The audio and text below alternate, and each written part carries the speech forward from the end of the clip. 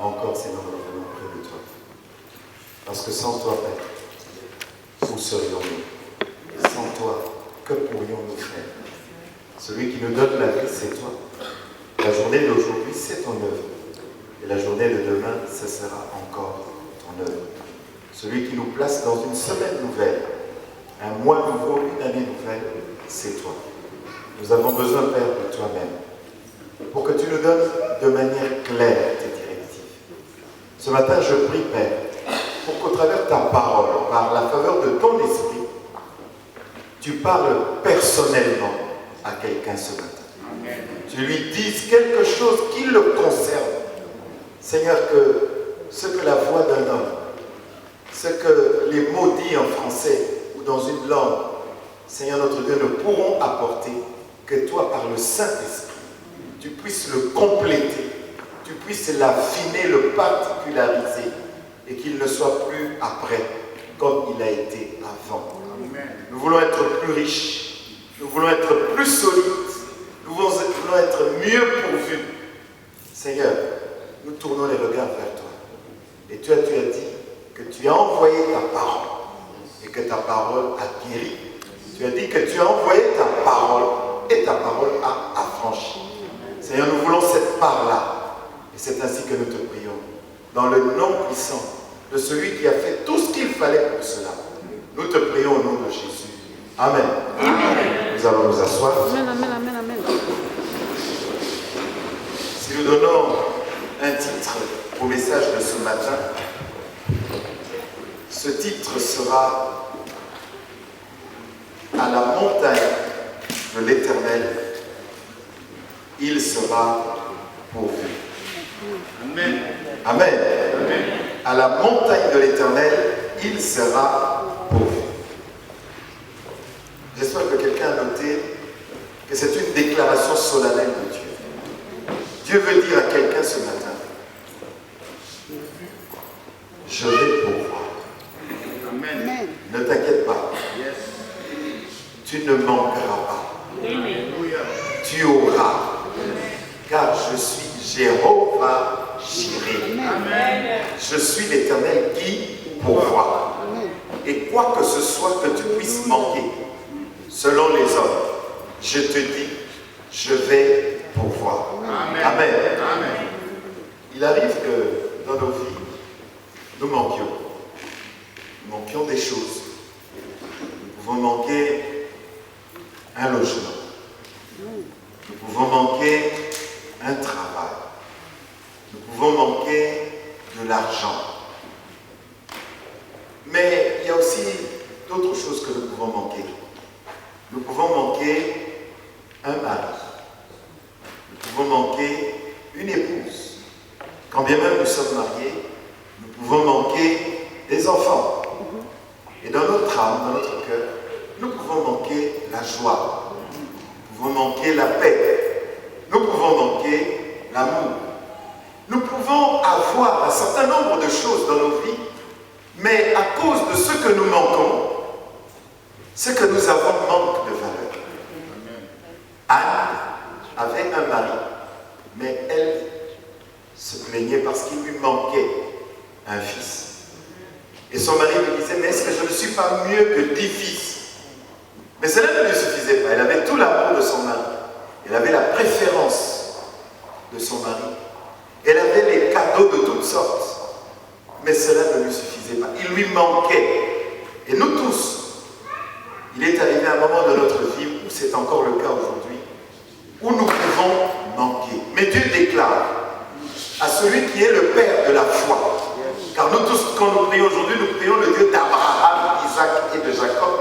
Dieu déclare à Abraham, le Père de la foi, il lui dit, à la montagne de l'Éternel, il sera pourvu. Alléluia. Amen. Nous sommes donc dans Genèse, au chapitre 22, et nous allons lire le verset 14. La Bible dit, Abraham donna à ce lieu le nom de Yahvé Jireh. C'est pourquoi l'on dit aujourd'hui, à la montagne de l'Éternel, il sera pourvu. Bien aimé, pourvoit. Mais il ne pourvoit pas n'importe où. Dieu se révèle. Il se révèle comme étant celui qui pourvoit. Je suis Yahvé. Je suis Jéhovah Jireh. Je suis l'Éternel qui pourvoit. Il se présente comme cela. Mais il dit à Abraham, je suis l'Éternel qui pourvoit. Mais je suis l'Éternel qui pourvoit à la montagne. Je ne sais pas si quelqu'un saisit. Il y a un endroit pour toi où Dieu va pourvoir. Dieu ne peut pas pourvoir n'importe où. Dieu ne peut pourvoir que si tu te trouves dans un certain endroit. En fait, la bénédiction, c'est un rendez-vous. C'est le rendez-vous. Et pour qu'il y ait un vrai rendez-vous, il faut le lieu, il faut le temps, il faut la personne ou les personnes concernées. Et c'est lorsque tu seras au lieu qu'il faut, au temps qu'il faut, avec la personne qu'il faut, que quelque chose se passera. Si l'on te promet, je vais t'envoyer quelques bananes plantains, il faudrait que tu les reçoives. Mais je te les envoie par quelqu'un qui prend l'avion, qui débarquera à Roissy. Il arrive à 7 h du matin. Si toi tu te présentes à 5 h avant l'heure, ce n'est pas l'heure. Si tu te présentes à 9 h après l'heure, ce n'est plus l'heure. Si tu te dis non, mais quand même on a mis ça dans l'avion, il y a aussi des avions qui atterrissent à Orly et au lieu d'aller à Roissy, que tu vas à Orly, tu n'auras pas tes bananes. Ce n'est pas la faute de celui qui te l'a envoyé. Lui, il l'a envoyé, il a fait le paquet. Il a trouvé quelqu'un, il lui a confié. Celui-là a pris l'avion, est arrivé, mais toi, tu n'étais pas dans le bon aéroport, tu n'y étais pas au bon moment, et surtout, tu n'as pas fait ce qu'il fallait faire. Tu vas manquer. Ça ne veut pas dire qu'on ne t'aura pas envoyé tes bananes plantains, ça veut dire que toi, tu n'as pas été au rendez-vous. Et la bénédiction, c'est un rendez-vous. Dieu prend le peuple d'Israël depuis l'Égypte pour l'amener au travers le désert à rejoindre le pays où coule le lait et le miel. Mais Dieu pouvait les bénir en Égypte. Dieu aurait pu faire en Égypte, lui le Tout-Puissant, les Égyptiens deviennent des esclaves et que les Juifs deviennent les maîtres. Après tout, c'est sur la terre que Dieu lui-même a créé. Mais Dieu a décidé de les faire partir de l'Égypte pour aller dans le pays où coule le lait et le miel. Et au départ, quand il appelle Abraham, il lui dit, va-t'en de ton pays, de ta patrie. Et tu iras dans le pays que je te montrerai. Il y a un lieu. Et le problème de notre vie, très souvent, c'est que nous ne sommes pas au bon endroit. Le Seigneur nous envoie dans une église, et tu es dans ton église. C'est ton adresse spirituelle. C'est là qu'il veut te bénir. C'est là qu'il a quelque chose pour toi. Un jour, c'est là, si tu es là, ce dimanche-là, à entendre ce message-là, dans cette église-là, que quelque chose se passera. Amen. Mais toi, tu ne viens pas. Toi, tu n'es pas là. Le message, lui, viendra. Dieu parlera, mais tu ne seras pas là. Et comme tu ne seras pas là, tu n'entendras pas. Et comme tu n'entendras pas, tu ne comprendras pas. Et tu ne feras surtout pas ce que Dieu te demande de faire. Dans ce que nous allons lire, Dieu va dire à Abraham de faire quelque chose. Mais il dit, le lieu pour que je puisse te bénir, c'est la montagne. La Bible dit dans Genèse au chapitre 22, après ces choses, Dieu, je suis au verset 1, Dieu mit Abraham à l'épreuve et lui dit, Abraham, il répondit, me voici. Dieu dit, prends ton fils, ton unique, celui que tu aimes, Isaac, va-t'en au pays de Morija, et là offre-le en holocauste sur l'une des montagnes que je te dirai. Alléluia. Amen. Dieu parle à Abraham, il dit à Abraham, Abraham, toi et moi on se connaît depuis des années. Je t'ai dit de partir de Our en Chaldée, tu es parti, tu es venu jusqu'ici, tu es allé faire un tour en Égypte, etc. Tu es revenu. Je t'ai fait des promesses. Je t'ai parlé. Je t'avais annoncé un grand nombre de choses dans Genèse au chapitre 12. Je t'avais dit à partir du premier verset, Abraham, va-t'en de ton pays, de ta patrie, de la maison de ton père, dans le pays que je te montrerai. Je ferai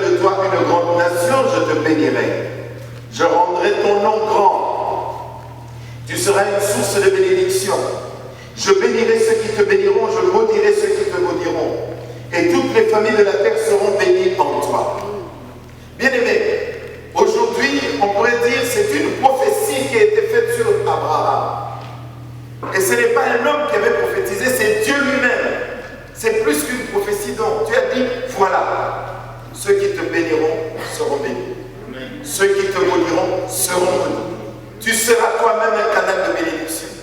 Et toutes les familles de la terre seront bénies en toi. Ça dépassait la compréhension d'Abraham. Aujourd'hui, nous comprenons mieux ce que ça signifiait. Mais je suis sûr qu'Abraham lui-même ne pouvait pas comprendre, ne pouvait pas concevoir ce que Dieu était en train de dire. Amen. Il y a une parole qui était sortie, mais il y a une parole qui sort ici tous les dimanches. Il y a une parole qui sort aussi ce dimanche. Et Dieu t'adressera encore une parole dimanche prochain dans cette église. Dieu avait parlé à Abraham. Mais cette promesse, quelque part, semble ne pas réellement prendre corps. Et Dieu lui dit, à la montagne, il sera pourvu. Nous avons tellement de promesses. Je connais un frère qui a tout un grand cahier. Il se balade d'église en église et de convention en convention. Il récolte des promesses, des prophéties. Il a tout un cahier de prophéties. Cela fait 20 ans. Mais il y a toujours quelque chose qui manque. Pour beaucoup d'entre nous, on a prophétisé sur nous.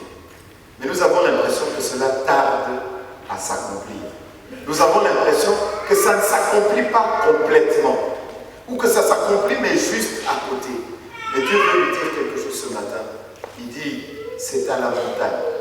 Et à la montagne, il sera pourvu. Le rendez-vous se trouve où? Le rendez-vous se trouve à la montagne. Mais pour que cela se produise, pour que nous arrivions à ce verset 14, que s'est-il passé? Si vous voulez bien, nous allons reprendre quelques points de la conversation qu'il y a entre Dieu et Abraham. Dieu a dit à Abraham de prendre son fils, de prendre son unique, de prendre celui qu'il aime. Si Abraham ne fait pas ça, ce qui a été dit au verset 14 et au verset 15 ne se produira. Au verset 15, il est dit, l'ange de l'Éternel appela une seconde fois Abraham des cieux et dit, je le jure par moi-même, parole de l'Éternel, parce que tu as fait cela et que tu n'as pas refusé ton fils, ton unique, je te bénirai et je multiplierai ta postérité comme les étoiles du ciel et comme le sable qui est sur le bord de la mer, et ta postérité possédera la porte de ses ennemis. Toutes les nations de la terre seront bénies en ta postérité parce que tu as obéi à ma voix. Alléluia. Parce que tu as fait cela. Maintenant, regarde ce qui va s'accomplir. Où est-ce que Dieu dit cela à Abraham? Non, maintenant, il est monté sur la montagne. Si Abraham ne monte pas sur la montagne, il n'entendra jamais Dieu lui dire ceci. Il faut qu'il monte sur la montagne, et la Bible vient de le dire, il faut qu'il fasse ce que Dieu lui a demandé de faire. Je suis en train de dire à quelqu'un ce matin, Dieu te veut quelque part. Dieu veut que tu arrives quelque part. Et quand nous parlons du lieu, dans la parole de Dieu, le lieu n'est pas toujours un lieu physique. Le lieu, c'est aussi un lieu spirituel. Sache par exemple que la Bible dit c'est un homme ou c'est une femme qui vit dans le mensonge. La Bible dit c'est une femme qui vit dans la prostitution. N'est-ce pas? La prostitution est un lieu. Le mensonge spirituellement est un lieu. Il y a quelqu'un qui ne vit que dans ça, qui ne bénéficie que en se trouvant dans ce lieu. Il y a un lieu spirituel. Quand Dieu nous dit de monter à la montagne, cela signifie quelque chose pour nous. Il dit, si tu montes sur cette montagne, vas-y, amène ton fils. La première condition, c'est l'obéissance. Amen. Amen, amen, amen. La première condition, c'est l'obéissance. Lorsque Dieu parle, Abraham écoute. Il écoute attentivement. attentivement. Et il note toutes ces précisions. Prends ton fils. Chacun d'entre nous a à apprendre quelque chose ou quelqu'un que Dieu désire. À toi de mettre ce qu'il faut à la place de ça. Prends ton fils. Il dit pas n'importe lequel. Il avait Ismaël. Il dit non, ton unique. Celui que tu aimes. Il précise Isaac. Parce qu'il aurait pu prendre aussi Ismaël et épargner Isaac. Non, il veut Isaac. Il lui dit, va-t'en de ton pays, là, offre-le en holocauste. La première chose, est-ce que tu t'es mis dans les conditions d'écouter Dieu? Le temps que tu passes devant ta télé, le temps que tu passes à tout un tas de choses, est-il comparable au temps que tu donnes à Dieu? Est-ce que tu as un temps de recueillement avec Dieu? Dieu ne peut pas parler à quelqu'un qui est parti d'un temps de choses. La Bible nous enseigne que Jésus se levait de bon matin. Que Jésus sortait, c'est dans Marc chapitre 1, le verset 35. Qu'il partait dans un lieu désert. Et là, il priait. Ça suppose qu'il parlait à Dieu, mais qu'il prenait aussi le temps d'écouter Dieu. La Bible nous apprend que le petit Samuel, d'abord, a été consacré. Il a été retiré du monde. Lui, un enfant qui venait d'être sévré, qui venait de quitter le sein de sa mère. C'est-à-dire que c'était un petit enfant. Ne jouait pas au billes. Lui ne sautait pas à la corde. Le petit Samuel vivait au temple avec un vieux. Et une nuit, la voix lui est parvenue. Il a confondu. Parce qu'il a pensé que comme il y avait là Élie et lui, sans doute c'était la voix de Élie. Dieu cherchait à lui parler. Une fois, le contact ne s'est pas établi. Deux fois, le contact ne s'est pas établi. Trois fois, le contact ne s'étant pas établi, Élie a compris et lui a dit, cette fois, quand tu entendras cette voix, tu diras, parle Seigneur, ton serviteur écoute. Est-ce que tu écoutes Dieu? Va-t'en de ton pays, de ta patrie. Mais pour que tu entendes va-t'en, il faut que tu écoutes. Mais pour que tu écoutes, il faut que tu sois dans un endroit où tu es consacré, où lorsque Dieu te parlera, ton oreille pourra entendre. Il y aura la voix de la radio RFI, Africa numéro 1. Il y aura la voix de BFM TV, ITélé. Mais parmi toutes ces voix-là, fais attention, il y aura la voix de Dieu. Est-ce que tu seras capable de l'entendre? Dieu dit à Abraham, va-t'en de ton pays, de ta patrie, et prends ton fils, ton unique, celui que tu es. Il lui donne des précisions, il lui donne des détails. Le point suivant, c'est quoi? Abraham se leva de bon matin. Il ne suffit pas d'entendre. Encore faut-il qu'il se lève. Il y a ceux qui entendent la parole de Dieu, mais qui ne se lèvent pas. Il y a ceux qui entendent la parole de Dieu, mais la pratique ne vient pas. Abraham doit se lever, c'est-à-dire qu'il fait un effort. Il prend sur lui-même. Il aurait pu rester sur sa couche et continuer à dormir. Mais de bon matin, quand Dieu fait quelque chose, nous trouvons cette expression dans la Bible pratiquement partout. De bon matin. C'est toujours de bon matin. Lorsque Moïse doit aller chercher les tables de la loi, il s'est levé de bon matin. Continuellement dans la Bible, c'est de bon matin. Il s'est levé, il a scellé l'âne. Il a pris avec lui 2 serviteurs et son fils Isaac. Il fendit du bois pour l'holocauste. Il partit pour aller au lieu que Dieu lui avait dit. Le 3e jour, Abraham, levant les yeux, vit le lieu de loin. Alléluia. Bien-aimés, nous avons parlé de bon matin. Mais nous voulons parler d'une autre réalité ici. C'est que Abraham dit à ses serviteurs, au verset 5, restez ici avec l'âne. Moi et le jeune homme, nous irons jusque-là pour adorer et nous reviendrons auprès de vous. Il est en train de monter parce qu'il a compris que ce n'est pas en bas que ça se passera. Il a compris que c'est en haut. Il s'est levé condition de lieu, on en a parlé, condition de temps, le matin, nous venons d'en parler, mais il doit faire un effort, ça te coûtera, pour que tu puisses être au rendez-vous de ta bénédiction.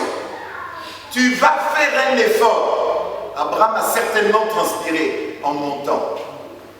Mais voici que quelque chose d'autre va être important dans cette histoire. C'est qu'Abraham a compris qu'il ne peut pas arriver là au sommet en amenant tout ce monde. Quand il dit « me voici », c'est moi Abraham et toi Dieu. Tu m'as parlé, maintenant je te réponds. Le salut est individuel. Dernièrement, il y a 3 jeunes filles qui devaient être baptisées parmi d'autres jeunes filles et jeunes gens. Elles, les 3, ne sont pas venues parce que la première fois, la grande sœur travaillait, alors les 2 petites sœurs ne sont pas venues le jour du baptême. La deuxième fois, elles ne sont pas venues parce que toutes les 3 étaient libres, mais les parents voulaient assister au baptême. Et comme les parents n'étaient pas rentrés de la fête la veille, alors elles ne sont pas venues au baptême. Je dis, c'est grave, très grave. C'est vos parents, eux, ils sont déjà baptisés. Mais toi, est-ce que tu obéis à la parole du Seigneur? Abraham va faire le délestage. La Bible nous dit qu'il était parti avec 2 serviteurs, l'âne et son fils. Mais la Bible dit, à un moment donné, il leur dit, restez ici. Il y a des gens qui ne peuvent pas monter avec toi dans le lieu de ta bénédiction. Il y a des gens qui, s'ils restent avec toi, tu ne pourras pas monter. Et tu ne pourras pas arriver. Il faut couper. Un âne ne peut pas monter là-bas. Et nous avons dans nos vies beaucoup d'ânes. Nous avons pris dans notre compagnie beaucoup d'ânes, des gens têtus, des gens qui ne comprennent pas, des gens qui te disent avance, il n'avance pas. Ils refusent. Eh bien, Abraham a compris que l'âne doit rester. Mais pourtant, au début, il avait pris le bois, il avait mis sur l'âne. Mais voilà qu'il dit non, que l'âne reste ici. Même les serviteurs, un serviteur, c'est quelqu'un qui est utile. Ces gens-là lui étaient utiles. Ces gens-là avaient l'habitude de le servir. Mais quand vient le moment d'aller à la montagne où il sera pourvu, bien qu'ils ont marché ensemble, peut-être jusqu'à la moitié de la montée, il leur a dit maintenant, vous restez ici. Amen. Tu ne peux pas arriver à ce que tu sois Dieu pourvoit si tu amènes n'importe qui. Je souligne au passage, il y a même des personnes dans la vie qu'il ne faut jamais prendre. Dans certaines circonstances, lui peut venir, mais dans telle autre circonstance, lui ne doit pas venir. C'est tel autre qui doit venir. Amen. Je vous annonce que le fils qu'il est en train d'amener là n'est pas seulement son fils à lui, c'est aussi le fils de Sarah. Mais il n'a pas dit à Sarah. Parce que les gens sentimentaux, c'est dangereux. Quand il s'agit de faire les choses de Dieu, ça ne doit pas être du sentimental. Amen, amen, amen, amen.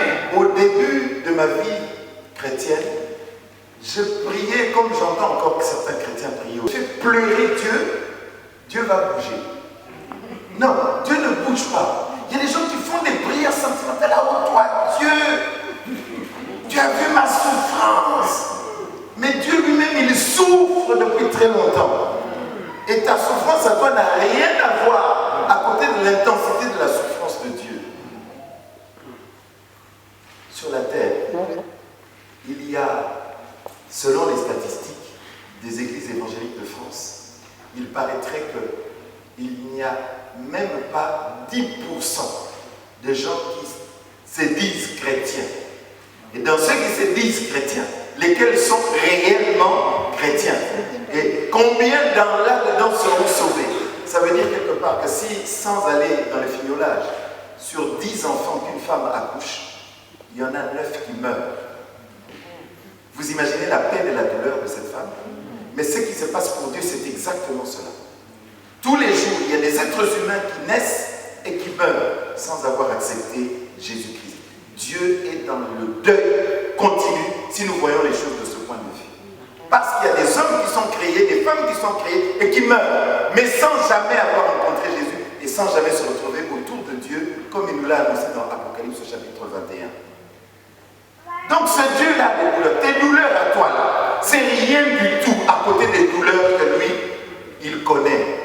Mais frères et sœurs, quand nous prions des prières sentimentales, qui ne sont pas basées sur la parole, en fait nous autres là, nous ne devrions parler que la parole. Nous ne devrions prier que la parole. Parce qu'il n'y a que cette parole qui est capable de produire des effets sur Dieu. Bien-aimé, Abraham a compris que les sentimentaux comme sa femme devaient rester. Nous parlons entre nous. Regarde un peu dans ton carnet d'adresse. Regarde dans ton répertoire téléphonique. Regarde sur tes amis de Facebook, lesquels sont réellement des amis qui peuvent monter avec toi. Abraham a laissé les serviteurs. Il a laissé l'âne. Je voudrais dire à quelqu'un, même son fils ne monte pas avec lui en tant que fils. Ce n'est que l'objet du sacrifice. En fait, il a besoin de lui parce que c'est lui qui doit être sacrifié. Il prend Isaac, mais ce n'est plus Isaac fils d'Abraham, c'est Isaac sacrifice avec lequel il monte. D'ailleurs, quand Isaac lui pose des questions, il ne lui répond même plus. Il lui dit Dieu se pourvoira lui. Il n'entre plus dans la conversation d'un père avec un fils. Je voulais dire, deuxième point important, nous devons savoir qu'il y a des gens qui doivent rester et qui doivent rester là. Nous voulons aborder un troisième point important. Savoir donner à Dieu. La qualité de ce que nous donnons à Dieu. Si tu veux que Dieu pourvoie, ça veut dire que tu veux que Dieu puisse te donner.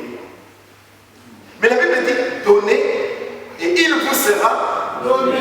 Abraham donne et Dieu lui donne. Donner, il vous sera donné. Je veux dire tout de suite à quelqu'un, c'est une loi. Et il faut respecter cette loi. Si tu montes sur la montagne mais que tu n'es pas disposé à donner, rien ne se passera. Parce qu'il y a une loi spirituelle qui dit donnez et il vous sera donné. On vous mesurera avec la mesure dont vous vous serez servi. Tu donnes des pièces rouges, tu auras 100 fois des pièces rouges.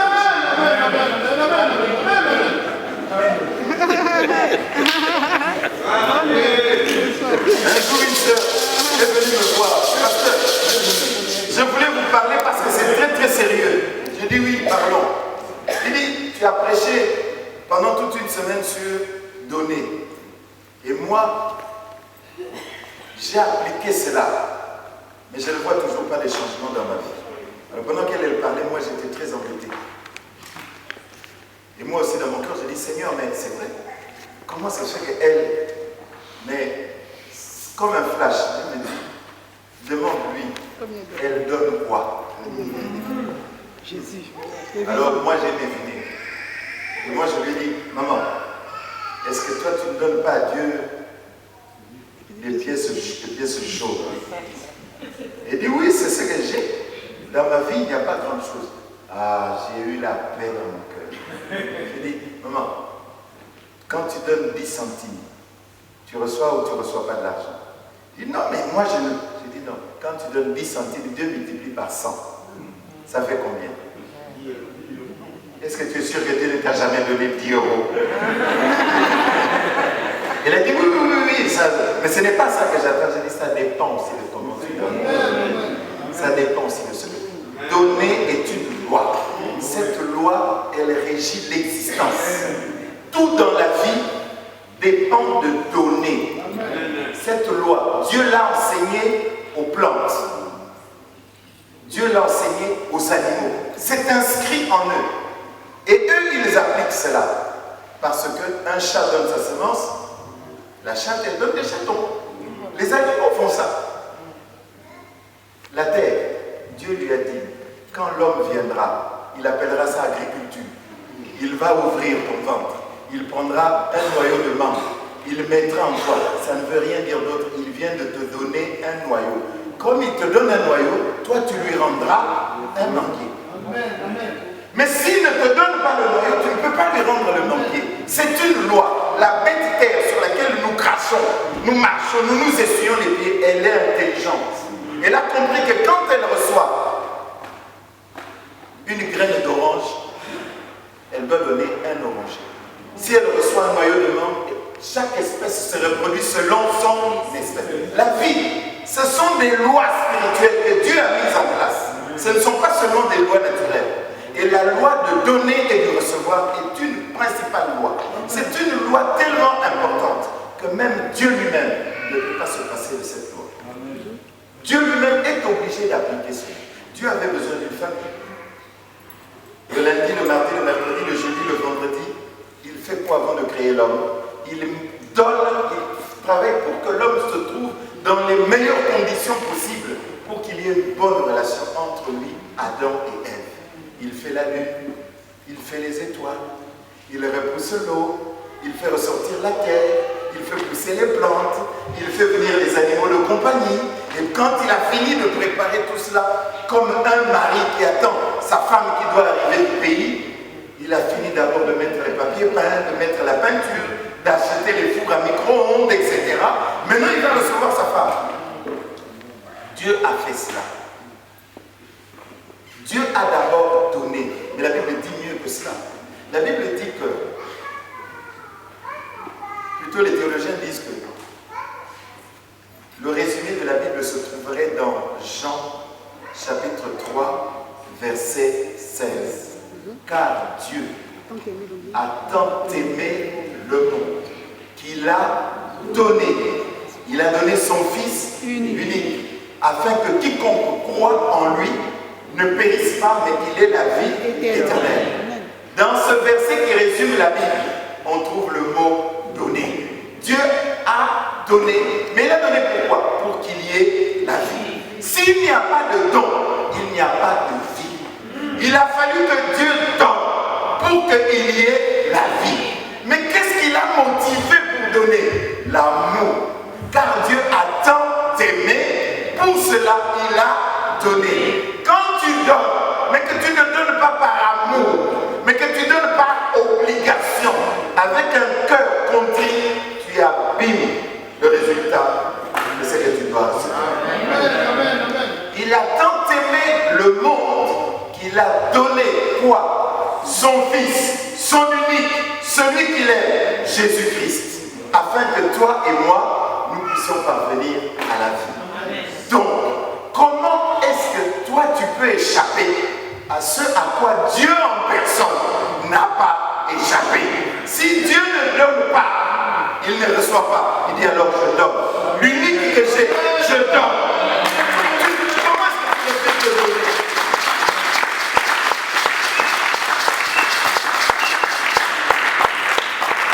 Et ce que nous donnons, ça doit être le meilleur. Alléluia. Amen. Parce qu'il s'agit de Dieu et que qu'est-ce qu'il y a de meilleur que Dieu? Il faut que nous puissions faire cela. Parce qu'un jour, je disais dans une prédication sur donner, ça venait de m'inspirer. Vous savez, la vie, c'est toujours un double mouvement.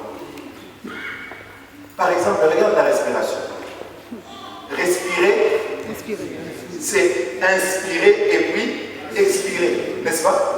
Ça veut dire recevoir et donner, n'est-ce pas? Maintenant, si je me mets devant toi, je dis non, recevoir, moi j'aime. J'inspire. Mais je fais ressentir. Je vais tomber ici, vous allez me ramasser. La vie, c'est ce double mouvement. C'est à la fois recevoir et puis donner. Ça doit aller ensemble. Mais pourquoi Dieu a donné son Fils? Je peux se poser la question, Dieu pouvait donner, parce que c'est Dieu. Il faut un agneau sans tache. Dieu peut fabriquer un agneau sans tache. Parfait! Tu le regardes, nous tous là, on commence à l'adorer. Mais pourquoi Jésus, alors qu'il n'a qu'un fils, excusez-moi, j'exagère un peu, mais pourquoi est-ce qu'il n'a qu'un seul fils et il prend le seul fils et il le donne? L'Esprit répond. Parce que s'il avait donné un cheval parfait, il allait avoir beaucoup de chevaux parfaits. S'il avait donné une vache parfaite, il allait avoir en retour. Mais il voulait des enfants. Et pour qu'il ait des enfants, il doit prendre le seul enfant qu'il a, il le donne pour que nous devenions beaucoup d'enfants de Dieu.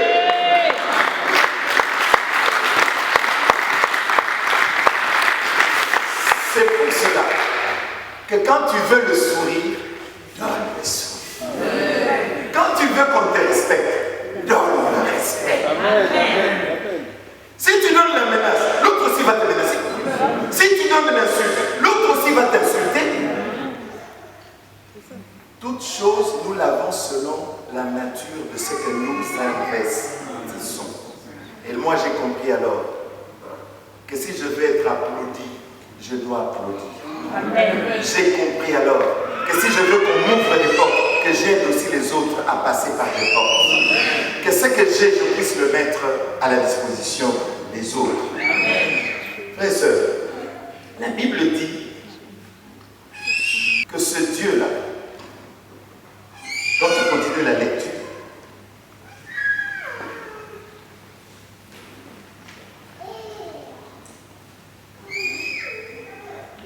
Abraham leva les yeux, verset 13. Il vit derrière lui un bélier retenu dans un buisson par le corps. Abraham alla prendre le bélier et l'offrit en holocauste à la place de son fils. Abraham donna donc à ce lieu le nom de Yahvé Jireh. Abraham avait en lui une certaine connaissance. Vous vous souvenez quand son fils lui avait posé la question, pourquoi mais on y va, mais il a dit Dieu se pourvoira par. Abraham avait prophétisé sans s'en rendre compte. Il évitait la question de son fils, il évitait de lui donner la réponse. Il a dit Dieu se pourvoira. Mais il savait que Dieu lui avait dit va et offre-moi ton fils. Donc quand il répond à son fils, Dieu se pourvoira par lui-même. Il refuse de dire à son fils la vraie réponse. Mais sans le savoir, il prophétise. Parce qu'à ce moment-là, il ne sait pas que Dieu a déjà préparé un animal qui est dans les buissons. De telle sorte que lui, il n'aura pas à trucider son propre fils. Souvent, quand nous refusons de donner à Dieu, nous passons à côté. Un jour, il y a un frère qui entendait toujours dans l'église, lui était devenu chrétien depuis à peine quelques mois. Une sœur parlait, il disait Dieu m'a parlé. Et un autre dit Dieu m'a dit. Et lui s'est dit mais comment est-ce que Dieu peut leur parler à eux? Moi aussi j'ai besoin que Dieu puisse me parler. Alors il a demandé aux anciens qu'est-ce qu'il faut faire pour que moi aussi Dieu me parle? Il dit il faut que tu te consacres.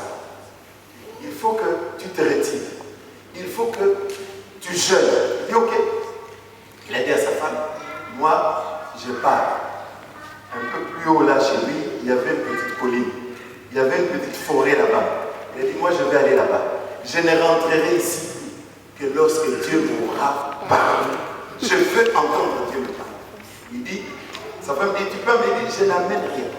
Je boirai l'eau qui est là-bas. Je mangerai les fruits qui sont là-bas jusqu'à ce que Dieu me parle. Il est parti. 1 jour, 2 jours, 3 jours. Au bout de 4 à 5 jours, il connaissait tellement bien le petit bois. Il savait où c'était tel arbre, telle chose. C'était devenu le garde forestier pratique. Alors, il a trouvé un arbre qui était bien. Parce que les branches étaient placées. C'est comme un peu un sommier. Donc, je peux dormir là-bas. Donc, la nuit venue, il est monté, il s'est couché. Et pendant qu'il dormait la nuit, il s'est réveillé en train de tomber. Maintenant il dit, oh Dieu, sauve-moi, Dieu, sauve-moi, oh Seigneur, ne me laisse pas, sauve-moi. Et puis, vous savez, dans ces cas-là, tu jettes les bras à gauche et à droite, hop, enfin une branche qui s'agrippe à la branche. Oh, merci Seigneur. J'allais me casser, merci mon Dieu, merci. Il y a des gens qui ne savent pas dormir. Hein. Ils dorment, ils jettent les bras, ils jettent les bras dans tous les sens. Lui, c'était son cas. Il tient la branche. Maintenant, il entend une voix qui lui parle. Il dit, ok mon fils, tu vois, j'ai veillé sur toi. Il dit, oui Seigneur, il ne se rend pas compte que la conversation a déjà commencé entre lui. Il dit, bon, maintenant, lâche. Lui dit, ah! Seigneur, je ne vois rien, il fait noir. Si je lâche, je vais me casser les os. Dieu dit, ne t'en fais pas. Je suis là, je veille sur toi, lâche.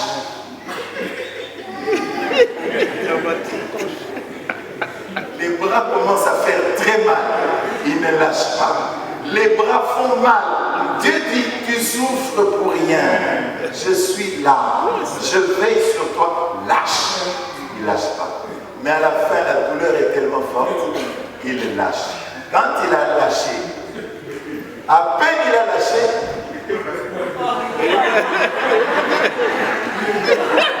la branche était juste ici.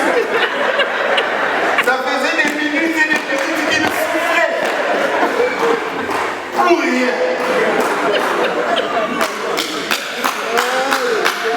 Il voulait parler à Dieu. Il voulait que Dieu lui parle. Dieu lui parle. Mais il n'obéit pas. À quoi ça sert alors? Ça sert strictement à rien. Parce que beaucoup d'entre nous, c'est comme ça que nous sommes. Quand Dieu te dit monte à la montagne, ça veut dire quitte la bassesse. Quitte les choses d'en bas. Élève-toi. Souviens-toi, je suis le Dieu d'en haut. Jésus-Christ a dit, notre Père qui est aux cieux, c'est le Dieu élevé. Son nom, El Elyon. Le Dieu très haut, le Dieu très élevé. Et quand toi tu t'élèves, ça signifie, tu montes dans la présence du Seigneur. Paul dit, nous sommes assis avec Christ dans les lieux célestes. Là, quand on barre sur toi, ça ne t'atteint pas. Parce que tu es tellement haut, tellement élevé, que ce qu'ils disent contre toi ne peut pas t'atteindre. Et quand ils crachent, ça retombe sur eux, parce que toi tu es élevé. Et en plus, quand tu es dans cette position, Dieu t'a placé au-dessus des démons, au-dessus des sorciers. Tu marches sur eux, tu domines sur eux. Donc monte sur la montagne, élève-toi, entre dans la dimension qui est supérieure. C'est là que tu as une possibilité d'entendre Dieu. Nous ne pouvons pas faire une étude publique ce matin. C'était juste un petit message pour quelqu'un qui a des oreilles, alors que celui qui a des oreilles entend. Et que Dieu te bénisse.